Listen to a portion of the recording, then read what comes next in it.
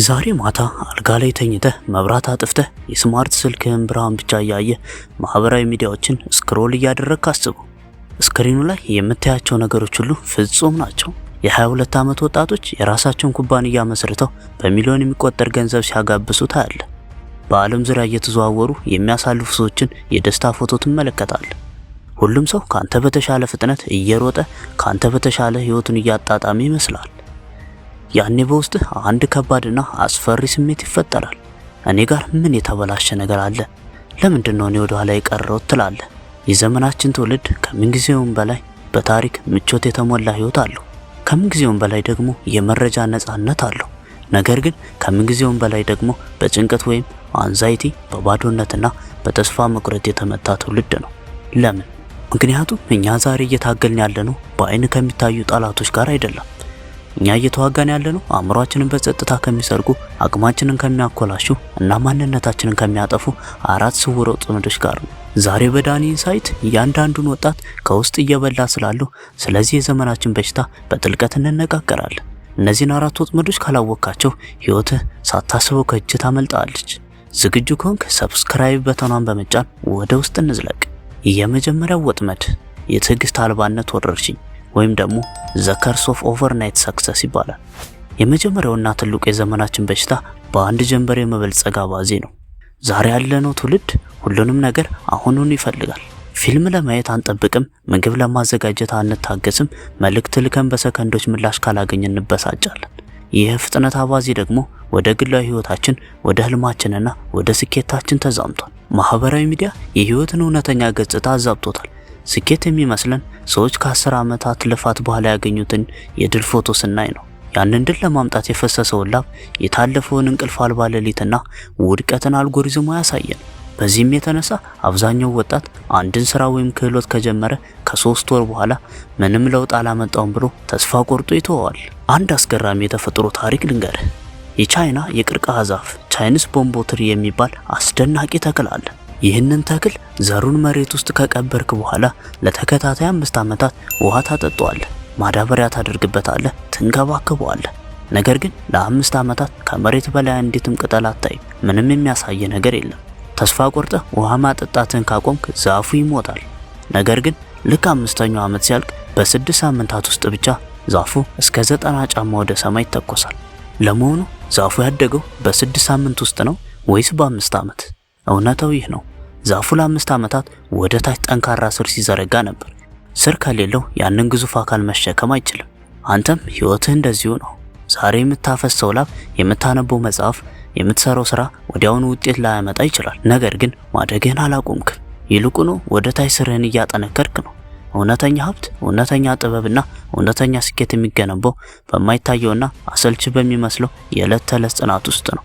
ተግባራዊ መፍትሄ የተከታታይነትን ኃይል ወይም ሞኖተነስ ኮንሲስታንሲ ተቀበል። አንድ ነገር ስትጀምር ቢያንስ ለ2 ዓመታት ውጤት ሳትጠብቅ በታማኝነት ለመስራት ለራስህ ቃል ግባ። አቋራጭ መንገድ የለም። አቋራጭ መንገድ ራሱ ትልቁ ማዘናጊያ ነው። ሁለተኛው ወጥመድ የዲጂታል ብቸኝነትና እውነተኛ ግንኙነት ወይንም ዲጂታል አይሶሌሽን ቨርሰስ ትሩ ኮኔክሽን። ሁለተኛው ትውልዳችን ወጥመድ በህዝብ መሃል ያለ ብቸኝነት።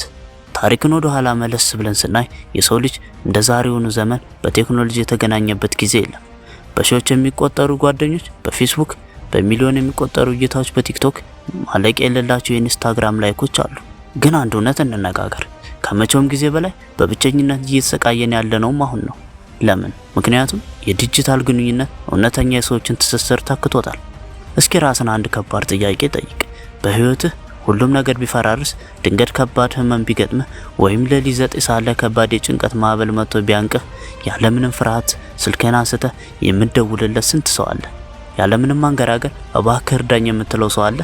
ብዙዎቻችን ዲጂታል ተከታዮች ወይም ፎሎወርስ አለን፣ ነገር ግን እውነተኛ ጓደኞች የሉንም። የሰው ልጅ የተፈጠረው ለዲጂታል እይታ ሳይሆን ለገጽ ለገጽ የአይን ግንኙነት ወይም አይ ኮንታክት ነው። ትከሻ ለትከሻ ለመደጋገፍ እና አብሮ ለመሳቅ የሚፈጠር የነፍስ ትስስር ነው። ዛሬ ወጣቶች አብረው ካፌ ቁጭ ብለው እንኳን እያንዳንዳቸው አቀርቅረው የራሳቸውን ስልክ ነው የሚያዩት። አብረንን ግን አብረን አይደለንም። ተግባራዊ መፍትሄ ይህንን ዲጂታል ብቸኝነት ለመስበር እውነተኛ ማህበራዊ ካፒታል ወይም ሶሻል ካፒታል መገንባት አለብህ። ቢያንስ በሳምንት አንድ ቀን ስልክህን ቤት ትተህ ከሰዎች ጋር ፊት ለፊት ተገናኝ። የሰዎችን አይን እያየ ማውራት ተለማመድ። በመቶዎች የሚቆጠሩ የዲጂታል ላይኮች አብሮ ሻይ ከሚጠጣ አንድ እውነተኛ ወዳጅ ጋር ፈጽሞ ሊወዳደሩ አይችሉም። ከሰዎች ጋር ላለ ግንኙነት ቦታ ስጠው። ያኔ ብቸኝነትህ ይቀረፋል። ሶስተኛው ወጥመድ የምርጫ ብዛት የሚያመጣው ሽባነት ወይም ቾይስ ፓራላይሲስ ይሉታል። የቀድሞ አባቶቻችንና እናቶቻችን ህይወት ቀላል ነበረች። መንገድ አንድ ነበረ። ተወለድ፣ ስራ፣ አግባ፣ ቤተሰብ ምራ፣ ከዛ ትሞታለህ። ዛሬ ግን በፊታችን ማለቅ የሌላቸው በሮች አሉ። ዲጂታል ማርኬቲንግ ልስራ፣ ኮዲንግ፣ ዩቲዩበር ልሁን ወይስ መደበኛ ስራ ሊቀጠር? ሁሉንም ነገር መሆን ትችላለህ የሚለው የዘመናችን ፍልስፍና ወጣቱን ነፃ ከማውጣት ይልቅ በጭንቀት አሽመድምዶታል። ይህ በሳይንሱ FOMO ወይም ፊር ኦፍ ሚሲንግ አውት ወይም የሆነ የተሻለ ነገር እንዳያመልጠኝ የሚል ፍርሃት ይባላል። አንድ ሰው 100 መንገዶች ባሉበት አውራ ጎዳና ላይ ቆሞ አስብ። የመጀመሪያውን መንገድ ይጀምርና ምናልባት ሁለተኛው መንገድ የተሻለ ቢሆንስ ብሎ ይመለሳል። ሁለተኛውን ይጀምርና ወደ ሶስተኛው ይዘላል። በመጨረሻም ቀኑ ይመሻል። እሱ ግን ከአንዷ ጫፍ የትም አልደረሰም። ማንኛውም ነገር መምረጥ እችላለሁ ማለት ሁልጊዜ ምንም ሳልመርጥ እቀራለሁ ማለት ነው። ትልቁ አደጋ ያለው የተሳሳተ ውሳኔ መወሰን ላይ አይደለም። ትልቁ አደጋ ያለው ውሳኔ ላለመወሰን መወሰን ላይ ነው። አንድ ነገር ስትመርጥ ሌሎች ነገሮች እንደምታጣ እውነት ነው። ኢንጂነር ለመሆን ስትመርጥ ዶክተር የመሆን እድል ትዘጋለህ። ነገር ግን ያንን መስዋዕትነት መክፈል አለብህ። ነፃነት ማለት ምንም ሳትመርጥ በር ላይ መቆም አይደለም።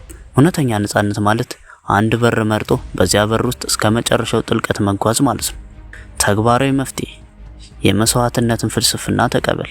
ለሚቀጥሉ 6 ወራት ሌሎች አማራጮችን በሙሉ ዝጋና በአንድ ክህሎት፣ በአንድ ስራ ወይም በአንድ ፕሮጀክት ላይ ብቻ 100% ትኩረትን ስጥ። ጥልቀት ሁልጊዜም ከስፋት ይበልጣል። አራተኛውና የመጨረሻው ወጥመድ የውሸት ራስን መንከባከብ ወጥመድ ወይም ሰልፍ ኬር ትራፕ ይባላል። በሌላም መጠሪያው ዋፐናይዝ ቴራፒ ላንጉጅ ይባላል። አራተኛውና እጅግ አደገኛው ወጥመድ የስነ ልቦና ቃላትን እንደማምለጫ መጠቀም ነው። ዛሬ በሶሻል ሚዲያ ላይ የስነ ልቦና ቴራፒ ቃላት እጅግ በብዛት ይነገራሉ። ራስን መንከባከብ፣ ወሰን ማበጀት ወይም ባውንደሪስ፣ ቶክሲክ፣ በርናውት የሚሉት ቃላት የዕለት ተዕለት መግባቢያችን ሆነዋል። ይህ በመሰረቱ መጥፎ አይደለም። ነገር ግን ትልቁ ችግር ወጣቱ ትውልድ እነዚህን ቃላት ከኃላፊነት ለመሸሽ እንደ ትጥቅ እየተጠቀመባቸው መሆኑ ነው። የአንድ ቀን ስራ ሲደክምህና ሲከብድህ በርናውት ሆንኩ ትላለህ። አንድ ጓደኛ እውነትን ፊት ለፊት ነግሮ ስህተትን ሲያርምህ ቶክሲክ ሰው ነው ብለህ ትሸሸዋለህ።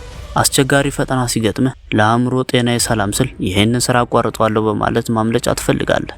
እውነታው ግን ይህ ነው። ሁሉም የህይወት ፈተና ቶክሲክ አይደለም። ሁሉም ድካም በርናውት አይደለም። አንዳንድ ጊዜ ህይወት ከባድ ነች። አንዳንድ ጊዜ ማደግ ያማል። ጡንቻ የሚገነባው ክብደት በማንሳትና በፍትጊያ ወይም በፍሪክሽን ውስጥ ነው። ህይወትህንም ለመለወጥ የግድ ምቾት ከማይሰጡ ከሚያደክሙና ከሚያስጨንቁ ነገሮች ጋር መላተም አለብህ። እውነተኛ ራስን መንከባከብ ወይም ሰልፍ ኬር ማለት ቀኑን ሙሉ ሻወር ውስጥ መዘፈቅ ወይም ፊልም እያዩ መተኛት አይደለም። እውነተኛ ራስን መንከባከብ ማለት ከወራት በኋላ ዞረ ስታዩ ማምለጥ ወይም መሸሽ የማይኖርብህን ጠንካራና ውብ ህይወት ዛሬ በላብህ መገንባት ማለት ነው። እውነተኛ ውስጥ ሰላም የሚመጣው ፈተናን በመሸሽ አይደለም። ፈተናን የማሸነፍ አቅም በውስጥ ሲገነባ ነው። የውሸት ማጽናኛዎችን አቁም። ራስን ተጠያቂ ወይም አካውንቴብል አድርግ። ተግባራዊ መፍትሄ፣ በህይወት ውስጥ ያለውን አስፈላጊ የሆነ ህመም ወይም ነሰሰሪ ፍሪክሽን ለይተህ ወቅ። ስታጠና፣ ስትሰራ ወይም ስፖርት ስትሰራ የሚሰማ ድካም የጥንካሬ ምልክት እንጂ የአእምሮ በሽታ አይደለም። ከምቾት ቀጠና ወይም ከኮምፎርት ዞን ውጣ። ወዳጄ፣ የዘመናችን ዓለም የተገነባው አንተን ለማዘናጋት፣ ትኩረትን ለመስረቅና ደካማ እንድትሆን ለማድረግ ነው። በአንድ ጀንበር ስኬታማ ትሆናለህ የሚለው ማህበራዊ ሚዲያ ውሸት ነው። እውነተኛ ስኬት ጊዜ ይፈልጋል። በሺዎች የሚቆጠሩ ዲጂታል ጓደኞች አሉ የሚለው ቅዠት ነው። እውነተኛ ወዳጅነት ፊት ለፊት የሚገነባ ነው። ማለቂያ የሌላቸው ምርጫዎች ነፃነት ናቸው የሚለው ስህተት ነው። እውነተኛ ነፃነት አንድ ነገር መርጦ መስዋዕት መሆን ነው። የቴራፒ ቃላትን በመጠቀም ከትግል መሸሽ ራስን ማዳን አይደለም፣ ራስን ማጥፋት ነው። ዛሬ ህይወትህን መለወጥ የምትችለው አንተና አንተ ብቻ ነህ። አቋራጭ መንገድ መፈለግን አቁም። ስልክን አስቀምጥና ወደ እውነተኛው ዓለም ተመለስ። አንድ ዓላማ ምረጥና ራስን ሰጥተህ ስራው። ከምቾት ውጣና ህመምን በጸጋ ተቀበል። ምክንያቱም አንተ ከምታስበው በላይ እጅግ ጠንካራ ነህ። በውስጥ ተደብቆ ያለ ገና ያልነካው ታላቅ አቅም አለ። ያንን አቅም ለማውጣት ደግሞ የውሸት ዓለምን ትተህ እውነታውን መጋፈጥ አለብህ። ይህ ዳኒ ኢንሳይት ነው። ይህ መልእክት ትርጉም ሰጥቶ ከሆነ ለሌሎችም አካፍለው። ላይክ፣ ሰብስክራይብ በማድረግ የዚህ ጠንካራ ቤተሰብ አባል ሁን። ጠንክረ ስራ፣ ጊዜን አታባክን። በቀጣይ ቪዲዮ እስከምንገናኝ በያላችሁበት ሰናይ ጊዜ ይሁን።